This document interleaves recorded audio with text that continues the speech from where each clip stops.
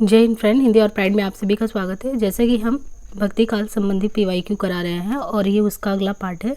यहाँ देखिए question number 301 जो है, छार उठाए लीन एक मुट्ठी दिन उड़ पृथ्वी झूठी, यह पंक्ति किस ग्रंथ से ली गई है?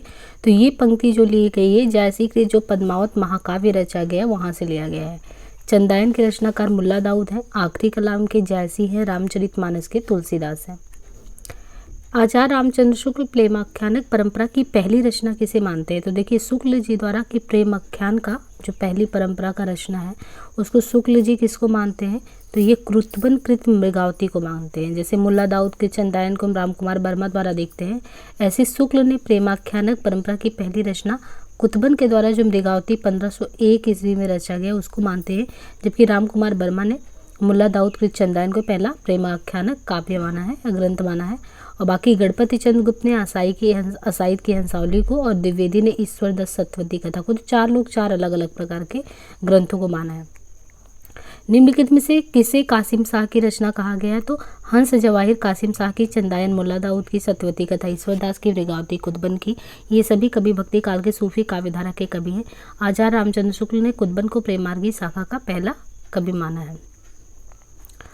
यहाँ पे नेक्स्ट क्वेश्चन देखिए कि निम्नलिखित में से कौन सा कथन पद्मावत के बारे में सही नहीं है? इसमें प्रेम के लोकधर्मी स्वरूप का चित्रण हुआ है, इसमें दोहा चौपाई की शैली, यह भारतीय लोक कथा पर आधारित प्रबंध काव्य। पद्मावत की काव्य शैली प्रौढ़ और गंभीर नहीं है। तो पद्मावत की काव्य शैली प्रौढ़ और गंभीर नहीं, यह कथाओं पद्मावत के बारे में सही नहीं है। शेष कथन इनमें से कि लोकधर्मिता का निर्वहन किया है, दोहा चौपाई शैली अपनाया गया है और भारतीय लोक कथा पर आधारित प्रबंध काव्य, ये सभी जितने भी कथन दिए गए ये सभी कथन सही है। देखिए भक्तिकालीन किस काव्यधारा में परमात्मा को स्त्री तथा आत्मा को पुरुष माना गया है? तो ये देखिए आपको भक्तिकालीन जो सूफी काव्यधारा है उसमें ये परमात्मा को स्त्री मानते हैं कि परमात्मा जो है क्या है, वो स्त्री है तथा आत्मा जो है पुरुष है। सूफी कवियों की प्रेम पद्धति में ये चीज़ें पूछी जाती है कि परमात्मा को स्त्री किस में माना गया है और पुरुष को पति के रूप में। तो ये चीज़ें भक्तिकालीन सूफी काव्यधारा में परमात्मा को स्त्री तथा आत्मा को पुरुष। सूफी कवियों की प्रेम पद्धति में इश्क मजाजी लौकिक प्रेम से इश्क हकीकी अलौकिक प्रेम तक पहुंचने की कोशिश है। सूफी सिद्धांत में इश्क हकीकी तक पहुंचने के लिए साधु को निम्नलिखित चरण और अवस्थाओं से गुजरना पड़ता है, जैसे शरीयत, धर्म ग्रंथों का विधि निषेध, तरीकत, हृदय की शुद्धता, हकीकत, भक्ति उपासना से सत्यबोध, मारिफत, सिद्धावस्था या आत्मा परमात्मा मिलन। तो नफ्स, रूह, कल्ब, अक्ल। हिंदू मग पर पाँव न राख्यो का बहुते जो हिंदी भाग्यो, ये काव्य पंक्तियाँ किस बोले में है? तो ये है हिंदू मग पर पाँव न राख्यो। ये पंक्तियाँ अवधी भाषा की पंक्ति, इसके लेखक है नूर मोहम्मद। यहाँ पे ये समझना है कि ये पंक्तियाँ हिंदू मग पर पाँव न राख्यो और भाग्यो, तो ये अवधी भाषा की पंक्ति, इसके लेखक है नूर मोहम्मद। ये पंक्ति अनुराग बाशरी से उल्लेखित है। इस रचना में हिंदी भाषा के प्रति मुसलमानों का भाव प्रकट होता है। जब नूर मोहम्मद पर हिंदी का समर्थन करने का आरोप लगा तो उन्होंने इस पंक्ति के द्वारा अपनी सफाई दी थी। प्रेम मार्गी कवि इनमें से कौन से नहीं है? तो प्रश्नगत विकल्प में सूरदास जो है, सूरदास ये प्रेम मार्गी कवि नहीं है। सूरदास सगुण भक्ति काव्यधारा के कवि हैं। इनकी रचनाएं सूरसागर, साहित्य लहरी, सुर सरावली है, जबकि जायसी, मुल्ला दाऊद और मंजन प्रेम मार्गी कवि है। फ्रेंड्स आपको अगर ये जो PDF जिसे हम पढ़ा रहे हैं अगर ये चाहिए तो हिंदी और प्राइड करके अपना टेलीग्राम है वहाँ से कनेक्ट हो, वहाँ पे प्रोवाइड किया जाएगा। बाकी समय समय पर सारे न्यूज़ जो है हिंदी संबंधी वहाँ पे दिया जाता है। चंदायन के रचयिता के बारे में बात करें तो चंदायन के रचयिता मुल्ला दाऊद है और डॉक्टर माता प्रसाद गुप्त ने चंदायन को लोरकाहा तथा लोरकथा के नाम से अभिहित किया है। तो मुल्ला दाऊद का है चंदायन और डॉक्टर माता प्रसाद गुप्त ने चंदायन को लोरकाहा या लोरकथा कहा है। 1379 ईस्वी में रचित चंदायन की भाषा अवधी है। इनमें चौपाई, दोहा, छंद प्रयुक्त है। तो 1379 ईस्वी में रचित चंदायन की भाषा अवधी है। पद्मावत क्या है? मलिक मोहम्मद जायसी द्वारा रचित पद्मावत सूफी प्रेमाख्यानक काव्यधारा की सर्वश्रेष्ठ कृति है। अवधी भाषा में लिखित पद्मावत महाकाव्य एक त्रासदी है। आखिरी कलाम, अखरावट, मसलनामा, चित्ररेखा जायसी की रचनाएं हैं। इसके बाद देखिए ये है कि कहरानामा किसकी रचना है? तो कहरानामा जायसी की रचना। इनकी अन्य रचनाओं में पद्मावत है, आखरावट है, आखिरी कलाम है, चित्ररेखा है, मशलनामा, ये सभी है। चित्रावली की बात करें तो चित्रावली किसकी है, तो चित्रावली जो है सूफी प्रेमाख्यानक काव्य परंपरा के उस्मान की रचना है। अवधी में लिखी गई चित्रावली का नाम जो है सुजान तथा नायिका चित्रावली है। शेख नबी द्वारा अवधी भाषा में रचित ज्ञानदीप जो है, तो देखिए ज्ञानदीप किसके द्वारा है, तो ज्ञानदीप नामक प्रेम काव्य नायक ज्ञानदीप तथा नायिका देवयानी के द्वारा रचित है। कासिम शाह की रचना हंस जवाहिर के नायक कौन है, हंस जवाहिर के नायक हंस तथा रानी नायिका जवाहिर है। नूर मोहम्मद की रचना जो है अनुराग बासुरी तथा इंद्रावती है।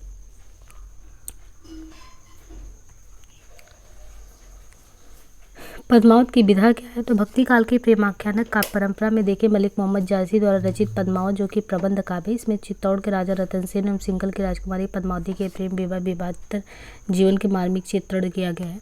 पद्मावत महाकाव्य के अलावा जायसी ने अखरावट, आखिरी कलाम, चित्ररेखा, कहरानामा, मसलानामा ये रचना की है।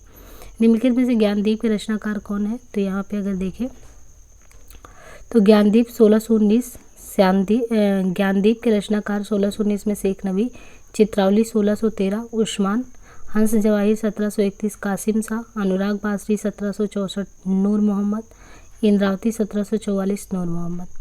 तो ज्ञानदीप हो गए, चित्रावली उस्मान, हंस जवाहिर 1731 कासिम शाह, अनुराग बासरी, इंद्रावती 44, ये सभी सूफी काव्य परंपरा की प्रमुख रचनाएं हैं। मधुमालती के रचनाकार कौन है, तो यहाँ पे देखना है मधुमालती हिंदी सूफी प्रेमाख्यानक काव्य परंपरा के कवि मंजन की रचना है। इसमें नायक नायिका के प्रथम दर्शन, प्रेम के साथ साथ पूर्व जन्म के प्रणय संस्कारों की महत्ता दिखाई गई है। मधुमालती में मनोहर और मधुमालती की प्रेम प्रथा के समानांतर प्रेमा और ताराचंद की भी प्रकार प्रेम कथा चलती है। प्रेमाख्यानक काव्य परंपरा के सर्वप्रमुख कवि मलिक मोहम्मद जायसी ने पद्मावत, अखरावट, आखिरी कलाम, चित्ररेखा, कहरानामा, मसलानामा ये सभी ग्रंथों की रचना की। मुल्ला दाऊद ने चंदायन, मूल नाम लोर कहा या लोर कथा नामक काव्य ग्रंथ तथा कुतुबन ने मृगावती नामक काव्य की रचना की है। अखरावट काव्य कृति के रचयिता कौन है, अखरावट काव्य कृति के रचयिता मलिक मोहम्मद जायसी। भक्ति काव्यधारा की प्रेमाश्रयी शाखा के प्रतिनिधि कवि मलिक मोहम्मद जायसी ने ठेठ अवधि में निम्नलिखित रचनाएं की है, जिसमें अखरावट, पद्मावत, आखिरी कलाम, जबकि कुतुबन में मृगावती, मंजन की मधुमालती, उस्मान ने चित्रावली। भक्तिकालीन सूफी काव्यधारा की विशेषताओं के संदर्भ में निम्नलिखित में से एक विशेषता गलत है। इस काव्यधारा के सभी कवि मुस्लिम तथा विदेशी हैं, ये चीज़ गलत है। भक्तिकालीन सूफी काव्यधारा के संदर्भ में ये भ्रांति थी कि इस काव्यधारा से संबंधित सभी कवि मुस्लिम और विदेशी थे, जब इस परंपरा के केवल 6-7 काव्य ग्रंथ उपलब्ध थे जिनके रचनाकार मुस्लिम थे, किंतु अब ज़्यादातर आप देखेंगे तो इसमें हिंदू हैं। और सूफी काव्य ने हिंदी प्रेमी प्रेमिकाओं की पौराणिक प्रेम कथाओं तथा कथा साहित्य से प्राप्त कथानक रूढ़ियों का काव्यात्मक चित्रण किया है। इस काव्यधारा के कवियों ने अवधी के अलावा ब्रज भाषा तथा राजस्थानी में भी रचनाएं की हैं। सूफी काव्यधारा के कवियों ने सिर्फ प्रबंध काव्य ही ज़्यादा लिखे हैं। निम्नलिखित में से किस कवि ने सिर्फ अवधी भाषा में लिखा है, तो यहाँ पे देखिए जो जायसी के द्वारा रचना की गई है। भक्ति काल के सूफी प्रेमाख्यानक काव्य परंपरा में देखेंगे सबसे पहले मलिक मोहम्मद जायसी ने अपनी रचनाओं में सिर्फ अवधी का प्रयोग किया है, सिर्फ और सिर्फ अवधी का। अवधी भाषा के प्रयोग की दृष्टि से जायसी रामचरितमानस के प्रणेता तुलसीदास के प्रदर्शक है। बाकी इन्होंने लिखा तो पद्मावत भी है, अखरावट भी, आखिरी कलाम, कहरानामा, चित्ररेखा, मसलानामा, कन्हावत, लेकिन लिखा किस में है, अवधी में लिखा है। एक रचना ये है रौज़तुल हकायक। रौज़तुल हकायक के रचयिता कौन है, तो रौज़तुल हकायक के रचयिता है नूर मोहम्मद। रौज़तुल हकायक के रचयिता है नूर मोहम्मद, इंद्रावती नूर मोहम्मद के द्वारा, अनुराग बासुरी नूर मोहम्मद के द्वारा। तो यहाँ पे देखिए जो रौज़तुल हकायक रचा गया है नूर मोहम्मद के द्वारा, ये किस सन में रचा गया है ये नहीं पता है। अनुराग बासुरी 1764 नूर मोहम्मद। चित्रावली जो है उस्मान के द्वारा 1613 में रचा गया है। ज्ञानदीप 1619 में शेख नबी के द्वारा रचा गया है।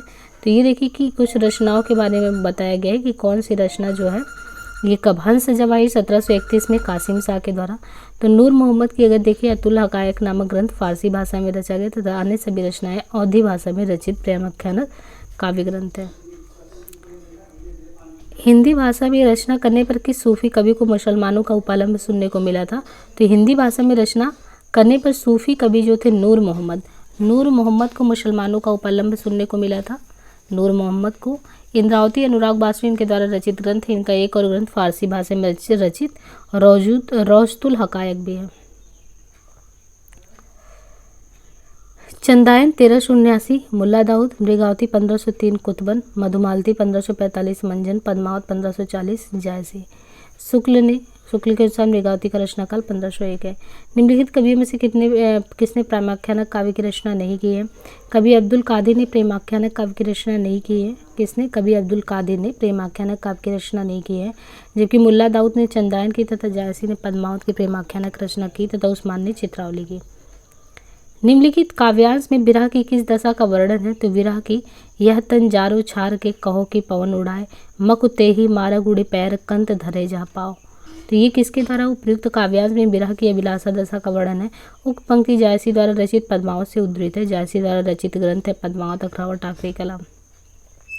मोही का हसेसी की कोराही, ये जो है जायसी काने और देखने में कुरूप दिखने में, कहते हैं कि शेरशाह ने इनके रूप को देखकर हंसा था। इस पर जायसी ने शेरशाह से कहा था, मोही का हसेसी की कोहराई, अर्थात मुझ पर हंस रहे हो या उस बनाने वाले कुम्हार भगवान पर हंस रहे हो। शेरशाह इससे बहुत ही लज्जित हुआ था और क्षमा भी मांगा था। अनहलक मैं ही ब्रह्म हूँ की घोषणा है।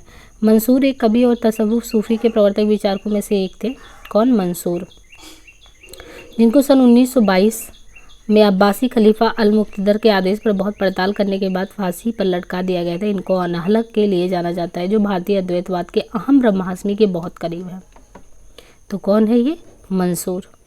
कुतबन के गुरु का नाम क्या था? शेख बुरहान नाम था कुतबन के गुरु का। कुतबन शेख बुरहान के शिष्य थे। कुतबन जो थे ये शेख बुरहान के शिष्य थे। जौनपुर के बादशाह हुसैन शाह के आश्रित थे। ये सूफी प्रेम काव्य परंपरा के कवि थे। इनका प्रसिद्ध ग्रंथ मृगावती। इस ग्रंथ में लौकिक प्रेम की आड़ में अलौकिक प्रेम की बड़ी सुंदर अभिव्यंजना हुई। कवि की भाषा अवधी तथा छंद जो है दोहा और चौपाई है। सूफी कवियों का सबसे प्रिय अलंकार क्या है? समासोक्ति अलंकार। रस रतन के बारे में बात करें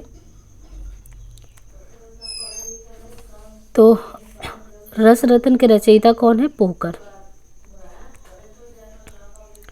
रस रतन के रचयिता पोहकर है। पोहकर कवि जंगनी के समय के थे। कहते हैं कि जहांगीर ने किसी बात पर इन्हें कैद कर लिया था, वहीं कारागार में इन्होंने रस रतन नामक रचना की। संबत 1673 में लिखा था।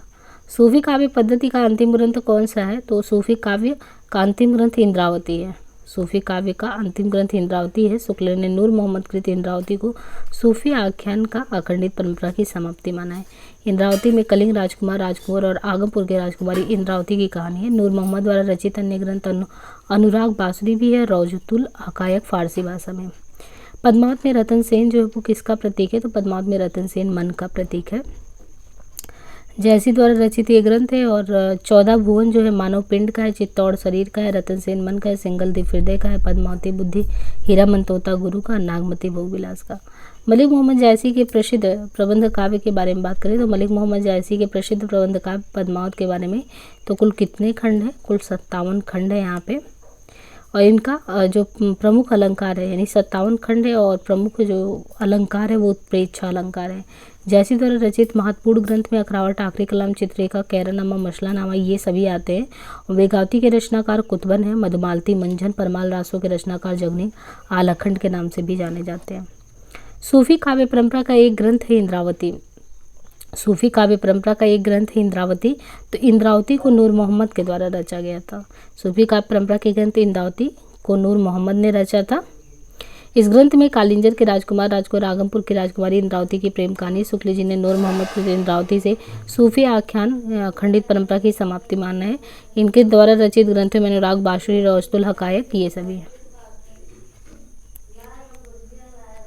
जैसी किस धारा के कवि है? मलिक मोहम्मद जायसी प्रेमाख्यानक काव्य धारा के कवि हैं। तो यानी मलिक मोहम्मद जायसी प्रेमाख्यानक काव्य धारा के कवि हैं। पद्मावत, अखरावट, आखिरी कलाम जायसी के प्रमुख काव्य कृतियां। इनकी सब प्रसिद्ध रचना पद्मावत है। इनमें चित्तौड़ के शासक रतन सेन तथा सिंघल देश की राजकन्या की पद्मिनी का कथा वर्णन है। इनमें से जायसी की कौन सी रचना नहीं है? तो चित्रावली जायसी की रचना नहीं है, बल्कि चित्रावली सूफी कवि उस्मान की रचना है जो अवधी भाषा में रचित है। जबकि पद्मावत, अखरावट, आखिरी कलाम, चित्ररेखा, कैरनामा, मसला, कन्हावत ये सभी है। भक्ति काल की निर्गुण धारा के प्रेम मार्गी शाखा के प्रमुख कवि मलिक मोहम्मद जायसी हैं। पद्मावत को समासोक्ति किसने कहा है? तो मलिक मोहम्मद जायसी द्वारा रचित प्रमुख सूफी काव्य पद्मावत को आचार्य रामचंद्र शुक्ल ने यानी रामचंद्र शुक्ल ने समासोक्ति किसको कहा है? पद्मावत को कहा है। जबकि शंभुनाथ सिंह ने पद्मावत को प्रतीकात्मक काव्य कहा है। सूफी प्रेमाख्यानक रचनाओं की भाषा कौन सी है? तो सूफी कवियों ने अपनी प्रेमाख्यानक रचनाओं में अवधी भाषा का प्रयोग किया। मलिक मोहम्मद जैसी की भाषा अवधी के लोक प्रसिद्ध मुहावरे में लोकोक्तियों से युक्त है। पद्मावत में ठेठ ग्रामीण अवधी भाषा का प्रयोग है। मलिक मोहम्मद जैसी को जायसी कहा जाता है। भक्तिकालीन सूफी प्रेमाख्यानक काव्यधारा के प्रतिनिधि कवि मलिक मोहम्मद जैसी का जन्म रायबरेली यूपी के जायस नामक स्थान पे जायस नगर में जन्म लेने के कारण ही जैसी कहलाया है। जैसी ने खुद अपनी रचना में अपने निवास स्थान का उल्लेख किया है। जायस नगर मोरू स्थानु रहा आए कभी की न बखानू, तो वहाँ पे उन्होंने किया है। यहाँ पे ऋतुपर्ण रुक्मणी राघव चेतन, और यहाँ पे दिया है कि कौन सा जो है ये पात्र का नाम है और कौन सी रचना से ये जो है जुड़े हैं। तो जैसे देखिए चंदायन जो है मुल्ला दाऊद का 1379 में रचा गया। तो मुल्ला दाऊद जो है इसमें मैना और लोरिक चंदा की कथा है। सत्यवती 1501 में ईश्वरदास का। तो ऋतुपर्ण और सत्यवती। मृगावती में देखेंगे कुदबन का 1501 में रुक्मणी और राजकुमार। और पद्मावत में तो राघव चेतन, रतन सेन, पद्मावती, नागमती। हंस जवाहिर 1731 में कासिम शाह। हंस राजा हैं, जवाहिर रानी। जायसी के श्रृंगार में मानसिक पक्ष प्रधान है, शारीरिक गौड़। तो यहाँ पे ये देखना है कि जो जायसी का श्रृंगार है, तो जायसी के श्रृंगार में मानसिक पक्ष प्रधान है, शारीरिक गौड़ है। यह कथन किस आलोचक का है? तो जायसी के श्रृंगार में मानसिक पक्ष प्रधान है, शारीरिक गौड़ है। यह कथन रामचंद्र शुक्ल का है। जायसी सूफी काव्यधारा के प्रतिनिधि कवि हैं। पद्मावत में पद्मिनी प्रतीक है। 1540 ईस्वी प्रेमाख्यानक परंपरा के प्रसिद्ध कवि मलिक मोहम्मद जैसी की रचना है। प्रबंध काव्य है। इसके भागों को 57 खंडों में विभक्त किया गया। पूर्वार्ध और उत्तरार्ध। काल्पनिक तथा उत्तरार्ध भाग ऐतिहासिक है। पद्मावत में पद्मिनी परम सत्ता के प्रतीक है। नागमती दुनिया धंधा की और सुआ गुरु का प्रतीक है। शैतान का प्रतीक अलाउद्दीन माया का प्रतीक है। साधना की 4 अवस्थाएं होती हैं, शरीयत, तरीकत, मारिफत और हकीकत। देखिए ये सभी अच्छे से समझने के लिए जो हम प्रतियोगिता साहित्य वाली सीरीज कराने वाले हैं उसको आप कंटिन्यूस देखिएगा। तो उसमें हम दर्शन की बारीकियों को समझाने की कोशिश करेंगे, संक्षेप में ही सही लेकिन बहुत अच्छे से उसमें दिया है कि शरीयत क्या है, तरीकत क्या है, मारिफत क्या है, या इसका हकीकी जो इसकी मिजाजी से हकीकी की यात्रा है तो उसमें कैसे गुजरना पड़ता है, ये सारी चीज़ें। तो यहाँ पे जो साधना की 4 अवस्थाएं शरीयत, तरीकत, मारिफत और हकीकत, इनका संबंध किससे है? तो ये सूफी साधना से। साधना की 4 अवस्थाएं उनका सूफी साधना से संबंध है। सूफी मत के अनुसार ईश्वर एक है, उनका नाम एक है। आत्मा और ईश्वर में कोई अंतर नहीं है। आत्मा तो स्वयं को ईश्वर के सामने एक बंदे के रूप में पाता है और बंदा प्रेम के सहारे ईश्वर तक पहुँचने के लिए 4 सोपानों को पार करता है। ये 4 सोपान है शरीयत, तरीकत, हकीकत और मारिफत। सूफी मत में वाणिक साधक की 4 अवस्थाएं शरीयत, तरीकत, मारिफत, हकीकत की भारतीय भक्ति मार्ग के साथ सही क्रम में संगति क्या होगी? तो सूफी मत में वर्णित साधक की 4 अवस्थाओं शरीयत, तरीकत, मारिफत, हकीकत की भारतीय भक्ति मार्ग के साथ सही क्रम में संगति आचरण, उपासना, सत्यबोध, सिद्धावस्था। साधक की प्रथम अवस्था क्या कहलाती है? साधक की पहली अवस्था नाशूत अवस्था कहलाती है जिसमें वो शरीयत का अनुसरण करता है। तो साधक की पहली है क्या? नाशूत, जिसमें शरीयत का अनुसरण करेगा। दूसरी है मलकत। अब पहले में आचरण में नासूत के द्वारा साधक की पहली अवस्था जिसमें वो अनुसरण कर रहा है, जिसमें शरीयत का। दूसरी अवस्था में मलकत जिसमें साधक तरीकत या उपासना में प्रवृत्त होता है तो मलकत हो गया। तीसरी है जबरूत, जहाँ वह आरिफ बन जाता है। जबरूत में वो आरिफ बन जाता है अर्थात मारिफत या सद्बोध होता है। चौथी में वो लाहुत, जहाँ पहुँचकर इसे हकीकत सिद्धावस्था की प्राप्ति होती है। जायसी की पद्मावत के बारे में बात करें तो जायसी के द्वारा 1540 में पद्मावत उच्च कोटि का प्रबंध काव्य डॉक्टर नगेंद्र ने प्रतीकात्मक या रूपक काव्य कहा है और इसे समासूक्ति काव्य भी कहा गया है। प्रेमाख्यानक काव्य परंपरा की प्रमुख रचनाओं का सही क्रम देखें तो चंदायन से 1379 में मुल्ला दाऊद, मृगावती 1501, कुतबन, पद्मावती 40, जायसी, मधुमालती 45, मंजन। शुक्ल ने प्रेमाख्यानक काव्य परंपरा का कवि किसे माना है? तो शुक्ल ने प्रेमाख्यानक काव्य परंपरा का जो कवि है कुतबन को माना है। प्रेमाख्यानक काव्य परंपरा में अगर देखें तो गणपति चंद्र गुप्त हंसावली 1370, असाइद राम कुमार वर्मा चंदायन, मुल्ला दाऊद, हजारी प्रसाद द्विवेदी सत्यवती कथा 1501, ईश्वरदास, रामचंद्र शुक्ल, मृगावती 1501, कुतबन। कौन सी कृति जायसी की है? कनावत मलिक मोहम्मद जायसी के काव्य कृति। मृगावती, कुतबन, मधुमालती, मंजन और राग बासरी नूर मोहम्मद। यहाँ पे ये देखिए कि हंसावली 1370 कवि असाइद की रचना है। हंसावली जो है 1370 कवि असाइद की रचना है। चंदायन 1379, मुल्ला दाऊद सत्यवती 1501, ईश्वरदास, मृगावती, कुतबन, चित्रावली 1613 उस्मान की है। और रामचंद्र शुक्ल ने मृगावती का समय भी 1501 माना है। सूफी काव्य का उद्देश्य क्या है? तो सूफी काव्य का उद्देश्य प्रेम के माध्यम से ईश्वर की प्राप्ति का मार्ग प्रशस्त करना है। इसमें स्त्री को परमात्मा तथा पुरुष को आत्मा के रूप में चित्रित किया है। अतः सूफी काव्य सर्वप्रमुख उद्देश्य प्रेम निरूपण है। प्रेम चिंगारी किसकी रचना है? तो प्रेम चिंगारी अली शाह की कृति है। किसकी है? अली शाह की। शेख निसार की यूसुफ जुलेखा तथा शेख नबी का ज्ञानदीप नामक कृति है। निम्नलिखित रचनाओं में कवियों का साथ सुमेलित करना है, कवियों के साथ सुमेलित करना है चीज़ों को। यहाँ पे देखिए मृगावती 1501, कुतबन, मधुमालती 45, मंजन, चंदायन, मुल्ला दाऊद, अखरावट, मलिक मोहम्मद, फिर चित्रावली। जैसी ने अपने किस काव्य कृति में कयामत का वर्णन किया है? तो जैसी निर्गुण धारा के प्रेम मार्गी शाखा के कवि हैं। उपरोक्त सभी जैसी की ही प्रसिद्ध शेख सूफी फकीर शेख मोहिद्दीन के शिष्य थे। तो इसमें देखिए जैसे आखिरी कलाम, कयामत का वर्णन तथा मुगल बादशाह बाबर की प्रशंसा है। अखरावट वर्णमाला के एक एक अक्षर को लेकर सिद्धांत संबंधी तत्व से भरी चौपाई है। कहरानामा आध्यात्मिक विवाह का वर्णन है कहरवा शैली में। मसलानामा ईश्वर भक्ति के प्रति प्रेम निवेदन है। यहाँ पे आगे देखिए कि जो है हुजवेरी के अनुसार फना का क्या अर्थ होता है? तो हुजवेरी के अनुसार फना का अर्थ क्या होता है? तो यहाँ पे हम देखें हुजवेरी के अनुसार फना शब्द का अर्थ है किसी वस्तु की आपूर्ति का ज्ञान उसे पाने की इच्छा से विरत होना। सूफी हुजवेरी ने कहा है कि जब लोग ये समझते हैं कि फना का अर्थ सत्ता और इस मनुष्य शरीर का नष्ट होना, तब वे भूल करते हैं। फना का वास्तविक मतलब यह है कि त्रुटियों के प्रति मनुष्य सचेतन हो जाता है और उसकी चाह से विरत हो जाता है। यह बिल्कुल नामुमकिन है कि परमात्मा के गुण मनुष्य के गुण बन जाए अथवा परमात्मा के गुण मनुष्य के गुण में आ जाए। आज के लिए इतना ही, बाकी नेक्स्ट पार्ट में। धन्यवाद।